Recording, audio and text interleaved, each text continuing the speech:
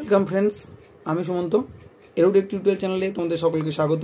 এর আগের ভিডিওগুলিতে আমি ভারতবর্ষের যে ভূপ্রাকৃতিক বিভাগ সেটা নিয়ে আলোচনা করেছি। তার অন্তর্গত হিমালয় পার্বত্য অঞ্চল ও উত্তর পূর্বের পাহাড়ি অঞ্চল এবং উত্তর ভারতের বৃহৎ সমভূমি অঞ্চল নিয়ে আলোচনা করেছি। আজকে আমাদের আলোচনার বিষয় হলো উপদ্বীপীয় মালভূমি অঞ্চল, অর্থাৎ 3 নম্বর অংশ।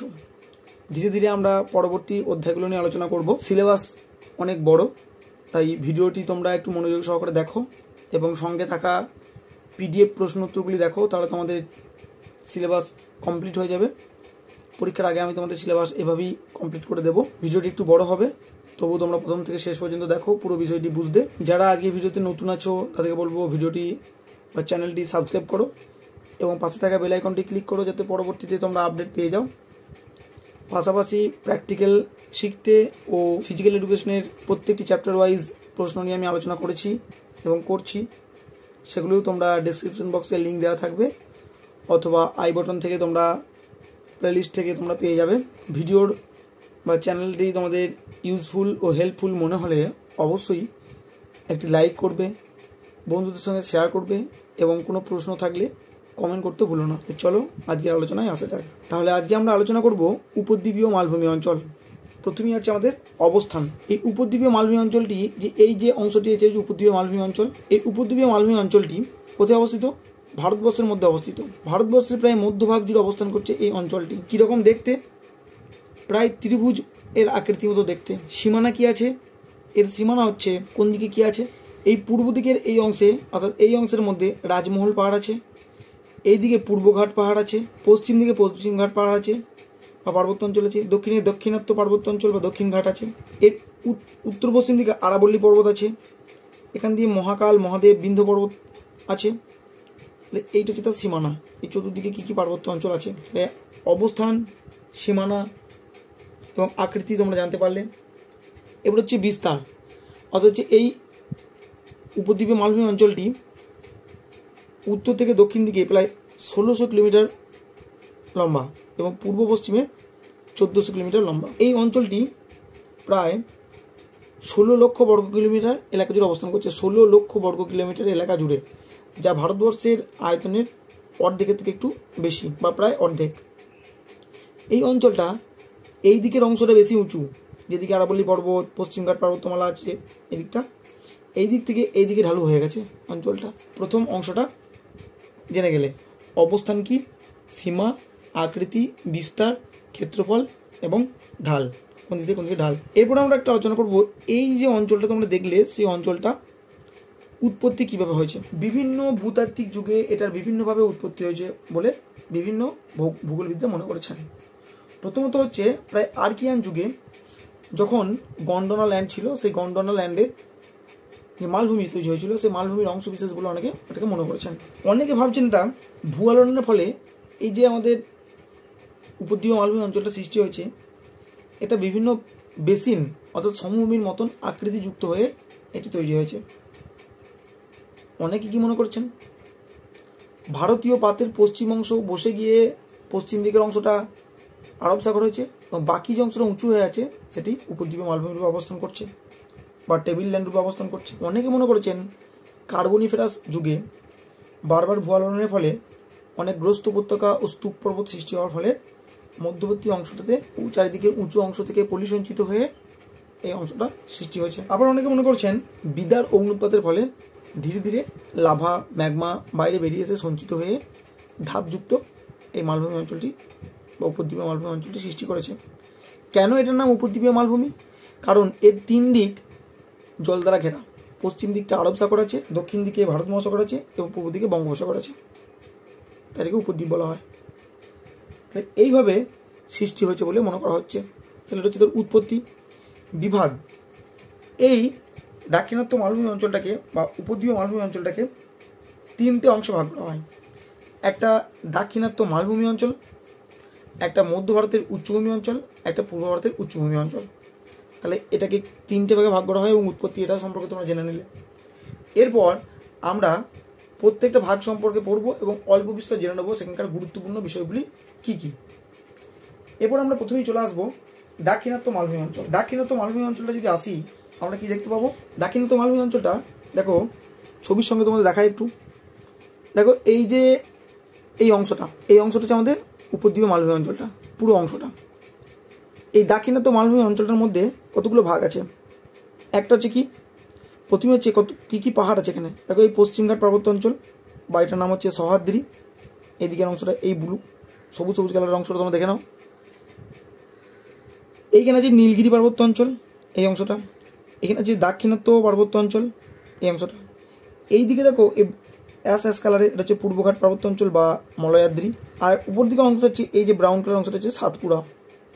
অর্থাৎ দাক্ষিণাত্য মালভূমি অঞ্চলটার 4টি পার্বত্য অঞ্চল এবং 3টে মালভূমি। দেখো উপরে এটা মহারাষ্ট্র মালভূমি, এদিকটা কর্ণাটক মালভূমি এবং এটা তেলেঙ্গানা মালভূমি। এই কটা অংশ দিয়ে গঠিত মূল দাক্ষিণাত্য মালভূমি অঞ্চলটা এই অংশ দিয়ে গঠিত। এই অংশটার মধ্যে কী কী গুরুত্বপূর্ণ কোন জিনিসটা পড়তে হবে।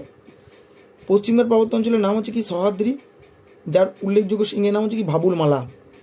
মনে রাখতে হবে ভাবুলমালা হচ্ছে পশ্চিমঘাট পর্বতের সর্বোচ্চ সিংহ।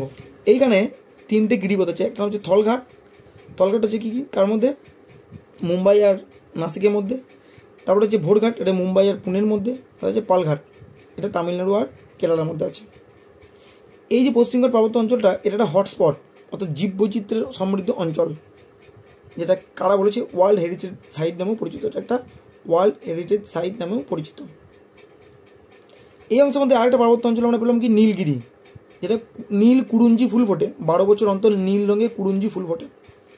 এই গোটা পার্বত্য অঞ্চলটা দেখতে নীল রঙের হয়ে যায়, তাই নাম হচ্ছে নীলগিরি। এটা একটা পর্বত গ্রন্থি। এই নীলগিরি পার্বত্য অঞ্চলটা থেকে অনেকগুলো পর্বতের সৃষ্টি হয়েছে। নীলগিরি পার্বত্য অঞ্চলটার উচ্চতম শৃঙ্গের নাম কি, দোদাবেতা। এইখানের মধ্যেই যে পর্বতগুলো আছে, অনেকগুলো পর্বত্য অঞ্চল আছে। তার মধ্যে আনাইমালাই পর্বতের আনাইমুদি হচ্ছে এই দক্ষিণাত্য মালভূমি অঞ্চলের সবথেকে উচ্চতম শৃঙ্গ, বা দক্ষিণ ভারতের সবথেকে উচ্চতম শৃঙ্গ হচ্ছে আনাইমুদি। তাহলে এটা গেল।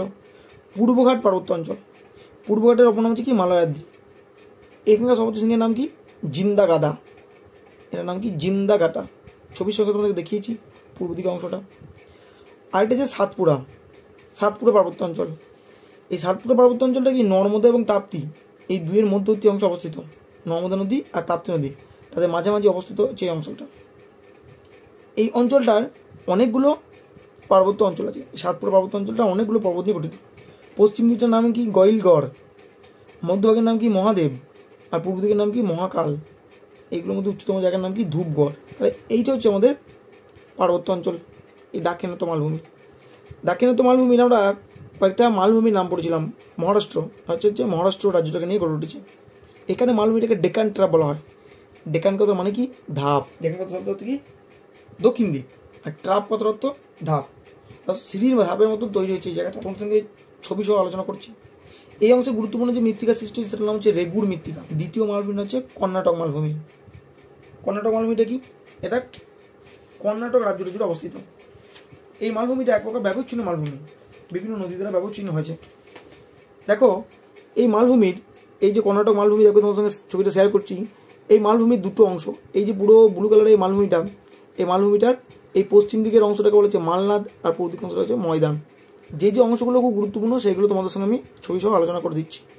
মালনাদ কি, এই পশ্চিমঘাট পার্বত্য অঞ্চলটায়, এই যে কর্ণাটক মালভূমির মধ্যে পশ্চিমঘাট পার্বত্য অঞ্চলটা পড়ছে, এই পশ্চিমঘাট পার্বত্য অঞ্চল এবং অংশে পশ্চিমঘাট পার্বত্য অঞ্চলের এই পাদদেশ অঞ্চলটা উঁচু নিচু তরঙ্গায়িত ভূমিভাগ, অর্থাৎ পাহাড়ি দেশ, তাদেরকে বলছে মালনাদ, পাহাড়ময় দেশ। আর কর্ণাটক মালভূমির এই পূর্ব দিকের অংশটা, এটা তুলনামূলক অনুচ্চ ভূভাগ। মানে মালনাদের পূর্ব দিকের অংশটা প্রায় তরঙ্গায়িত সমপ্রায় ভূমি, তাই এটাকে বলা হচ্ছে ময়দান। এটা আলোচনা করলাম।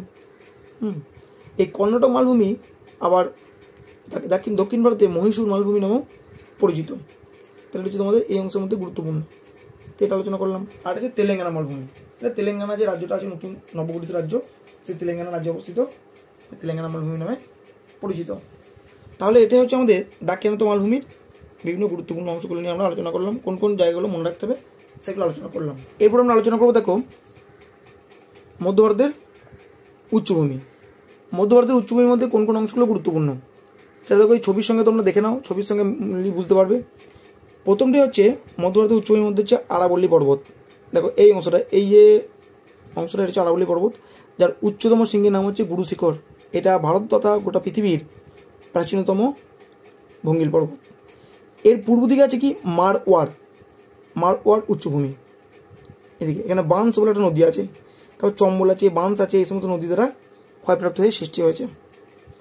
এর পূর্ব দিকে হচ্ছে মধ্য ভারত পাথার, এই অংশ দেখো, এই অংশটার নাম হচ্ছে মধ্য ভারত পাথার অঞ্চল। এখানে চম্বল, বেতুয়া এই সমস্ত নদীগুলি দ্বারা ক্ষয়প্রাপ্ত হয়ে এই ভূমিভাগটা সৃষ্টি হয়েছে। এইখানে বৃক্ষহীন শুষ্ক রুক্ষ অঞ্চল যেগুলো ক্ষয়প্রাপ্ত হয়ে তরঙ্গায়িত ভূমিভাগ রূপে অবস্থান করছে সেগুলিকে বলা হয় বিহর বা বধভূমি, ব্যাডল্যান্ড বলা হয়। এর পূর্ব দিকে আছে কি দেখো, বুন্দেলখণ্ড।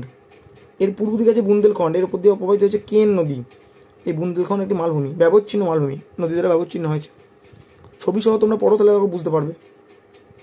এরপর একটা অংশ আছে দেখো, এই মধ্য ভারত পাথারের নিচে আছে মালব মালভূমি। এটা খানিকটা লাভা গঠিত মালভূমি, ব্যাসল্ট লাভা দ্বারা গঠিত। এখানে কালো রঙের রেগুর মৃত্তিকা তৈরি হয়। এরপর দেখো তার পূর্ব দিকে আছে রেওয়া মালভূমি। রেওয়া মালভূমি একটু লাভা মালভূমি। এই রেওয়া মালভূমির পর দেখো নিচের দিকে একটা অংশ আছে কি, বিন্ধ্য পর্বত। দেখো এই অংশ আছে বিন্ধ্য পর্বতটা। বিন্ধ্য পর্বত যে উঁচু মতো অংশটা আছে, তারপরে দেখো এই বিন্ধ্য পর্বতের ঠিক নিচের অংশটা কী আছে, খাল মতো অংশ, জলাভয় মতো, ভিগুভূমি। অর্থাৎ এই বিন্ধ্য পর্বতের নিচের দিকে আছে এই অংশটা। আর তার নিচের দিকে হচ্ছে কি নর্মদা উপত্যকা। এই নর্মদা নদী থেকে যে প্রবাহিত হয়েছে এই অংশের মধ্যে দিয়ে, সেই নর্মদা নদী উপত্যকা হচ্ছে এই অংশের মধ্যে আছে। তাহলে এইগুলো হচ্ছে এই অংশের মধ্যে গুরুত্বপূর্ণ। দেখো আমরা এগুলো আমি আলোচনা করলাম। আরাবল্লী পর্বত, মারোয়ার উচ্চভূমি, এটাকে পূর্ব রাজস্থান উচ্চভূমি বলা হয়। এই অংশগুলো নিয়ে আলোচনা করেছি।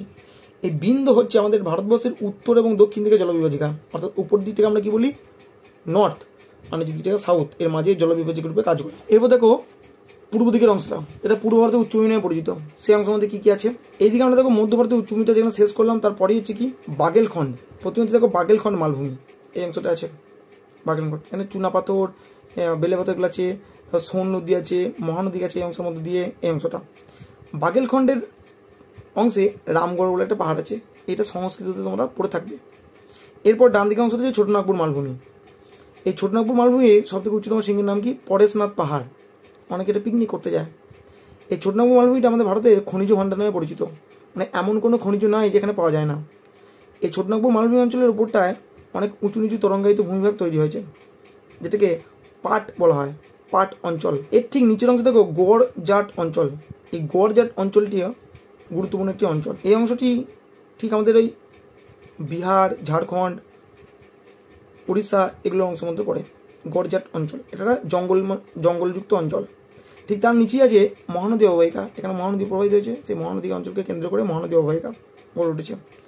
আরেকটা অংশ হচ্ছে দণ্ডকারণ্য অঞ্চল। তাহলে 1, 2, 3, 4, 5 পূর্ব দিকের উচ্চভূমিটা 5টি ভাগে বিভক্ত। দণ্ডকারণ্য অঞ্চলটা আমরা তোমরা পড়লে, এই যে দণ্ডকারণ্য অঞ্চলটা, এই অংশের মধ্যে চিত্রকূট জলপ্রপাত আছে ইন্দ্রাবতী নদীর ওপর, যেটা ভারতবর্ষে কী নামে পরিচিত, নায়াগ্রা নামে পরিচিত। তাহলে এইগুলো হচ্ছে আমাদের গুরুত্বপূর্ণ বিষয়, যেগুলো আমরা নিয়ে আলোচনা করলাম তোমাদের সঙ্গে। দেখো এর সঙ্গে সঙ্গে আমরা কি আলোচনা করব, যে উপদ্বীপীয় মালভূমি অঞ্চলের গুরুত্ব কী, কেন আমাদের কাছে এই মালভূমিটা গুরুত্বপূর্ণ বেশি। ভারতের খনিজ ভাণ্ডার প্রথমেই বললাম, প্রায় এই অংশে 98% কয়লা সঞ্চিত আছে। কত পার্সেন্ট কয়লা সঞ্চিত আছে? প্রায় 98% কয়লা। এটা ভারতের খনিজ ভাণ্ডার।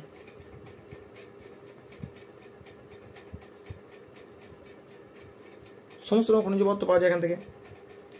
এখানে কতগুলো জলবিদ্যুৎ কেন্দ্র আছে, যেমন কয়না জলবিদ্যুৎ কেন্দ্র, সরাবতী, মেত্তুর, হ্যাঁ এই জলবিদ্যুৎ কেন্দ্রগুলো আছে।